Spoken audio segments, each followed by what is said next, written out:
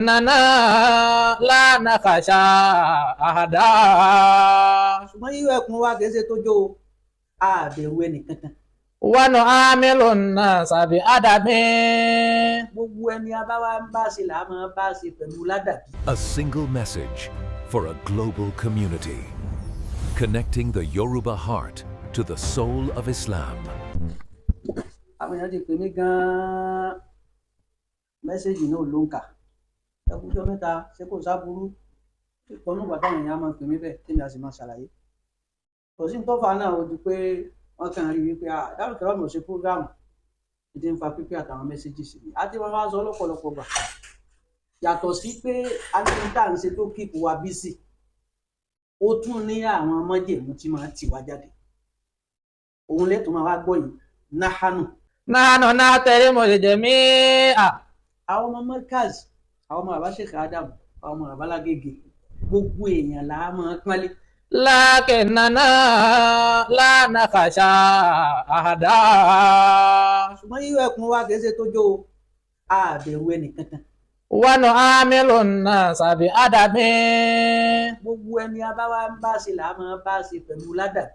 Wano qabiluhum bi khuluqin. wọ́n sì kọ́ wa níwà tó dáa téèyàn fi bá yàn án lò ń kálukú là á máa fún lẹ́tọ̀ọ́ rẹ̀ tó bá tó sí. Lakinnana la nanihani illa lillah. wọ́n tẹ́ bá rí tá a bá ń kú tá à ń ga fẹ́ nìkan Ọlọ́run là ń kúrú fún là ń ga fún lára rẹ̀ òkè sóhun gángan o. Qad yazunnu al-ba'du anna al-ihtirama da'fun. tí ń jẹ́ mistake àṣìṣe àwọn nǹkan ni wípé wọ́n ń wò wípé tí wọ́n bá sọ wípé àpọ́nlé àwọn máa ń wò wípé ní lílẹ̀ téèyàn bá lẹ sẹ́ni tí ń pọ́nlé òun ló fi di túláàsì kọ́ máa pọ́nlé. Aw anna al-adaba khudu'un. ẹlòmíín sì rí wípé ká máa kúrú ká máa ba búbú kódà tá a bá dé ọ̀dọ̀ ẹni tí ń sa burú ká má lè sọ fún pa burú ló ń ṣe wọ́n rò fún nǹkan kan náà ń pè ní ẹ̀kọ́ ádàbùn lọ́dọ̀ wọn. Lakinnana nudriku anna al-karamata la tushtara. ṣùgbọ́n ẹ̀kọ́ bàbá wa Sheikh Adam ẹ̀kọ́ Markaz jó yé gbogbo àwọn ọmọ Markaz yìí tó ń hùn kìí ṣe ẹ̀kọ́ kìí ṣe wà àtẹríba ní ká rí aburú ká má lè sọ àwa mọ̀ á rí mọ̀ nínú ẹ̀kọ́ tí wọ́n kọ́ wa pé ìtàn ń pè ní àpọ́nlé kìí ṣe ní téèyàn máa ń tà lówó kọ́kú. Wa anna al-haybata la tumnahu. kìí ṣe ṣe ká lọ pé alágbájá à ń bọ̀wọ̀ èèyàn àbá ń bẹ̀rù èèyàn àbá ń bàbàrà èèyàn ká wá pé ó kàn wò àkàbùn lọ́fẹ̀ẹ́ bẹ́ẹ̀. Illa liman tamassaka bimabda'i. ẹni a bá pọ́nlé ọ̀rọ̀ àpọ́nlé ni ẹni a bá tẹríba fún ó ṣiṣẹ́ gbà ní. Nahnu la narfa'u aswatana abasa. ẹ bá rí ibi tọ́mọ Markaz bá ti ń pariwo tá a bá ti ń ké tá a ń sọ̀rọ̀ kan ọ̀rọ̀ yìí wọn ṣàdédé wà kàn máa sọ lérè kìí ṣeré la bá débẹ̀. Wala nata'ala ala adin. Sheikh Adam èsì ìṣó ń gbéraga débi tí wọ́n kọ́ ọmọ wọn kan ní gbéraga Markaz ọkọ wa ní gbéraga ayé gbéraga sẹ́nìkan. Lakinnana hina yata'allaqu al-amru bidinina. gbogbo ọmọ Ádámà láyé gbogbo ọmọ Markaz láyé tá a bá ti lè rí bí ọ̀rọ̀ kan tó bá ti lè ní òun ó ṣe pẹ̀lú ẹ̀sìn wa. Aw bi karamatina. àbí ń tọ́ fẹ́ lọ lè tánìṣì àpọ́nlé wa. Aw bi mabadi'ina. àbí ń tọ́ lọ yọ jígà tó lóun fẹ́ wó ìpìlẹ̀ wa. La nakhafu wa la nataraja'u.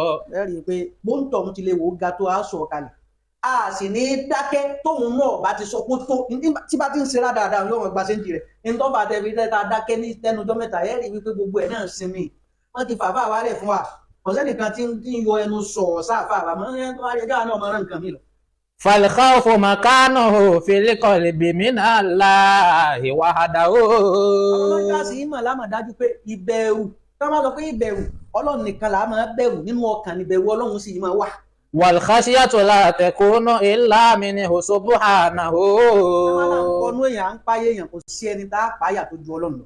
Amma nasu fahum basharun mithluna. Amma nas àmọ́ àwọn èèyàn fahum basharun mithluna èèyàn bíi tiwa náà ni wọ́n. Ya'kuluna wa yashrabun. wọ́n jẹun báwa náà ti ń jẹun wọ́n mumi báwa náà ti ń mumi. Yukhti'una wa yusibun. wọ́n á ṣe ń ṣe ìtọ́bọ́ sójú ọwọ́ bẹ́ẹ̀ náà là ń ṣàwọn àṣìṣe. Nahnu nahtarimu as-saghira. ṣùgbọ́n bàbá rẹ̀ ni ó ṣàṣìṣe kó bá jọmọdé á pọn lé àníyọ ìwọ̀ kúrò lára rẹ̀. Wa nuwaqiru al-kabira. àgbà bá sì ṣe mistake á rí i pé ní àṣírí làṣírí Ọlọ́run ẹjọ́ máa lọ ونحسن إلى من أحسن إلينا. àìmọye nǹkan míì tá a rí lára àwọn àfáà tí wọ́n gbọ́ lẹ́nu wa àìmọye nǹkan míì tá a rí lọ́dọ̀ ẹ̀yin náà gẹ́gẹ́ bí ọmọ kéwú tẹ́nì kankan gbọ́ lẹ́nu wa ẹ̀yin lẹ́ ń tọ́ wa táwa náà fi ń sọ̀rọ̀ gbogbo ẹni ó bá wá ṣe dáadáa á fi dáadáa padà fún. ونصفه عمن أساء. ẹ̀yà bá tún wá ṣàbúrú á tún wá mọ mójú kò fún bẹ́ẹ̀ ọmọdé ní ṣe làákàyè rẹ̀ ní òjìnà ọgbọ́n ni. لكننا لا نقبل ذلا. bá wá ń ṣe ogun tá à ń ṣe kẹ́nìkan wá rò pa àgbọ̀ ni àbí kó rò yí pé òun lẹ́tọ̀ọ́ kan tóun fi gbọdọ̀ máa gbà á bẹ́ẹ̀ kọ́ á máa darí yẹ̀yẹ́ sọ́dọ̀ tiwa kọ́ máa retí àpọ́nlé lọ́dọ̀ tiwa kò ní gbà rú ẹ̀ ìtọ́fà dákẹ́ àti sinmi mọ́. If this message brought you value, help us reach more people. Subscribe sí Message to Communities láti gba ìmọ́lẹ̀ Islam tẹ̀lé Yorùbá.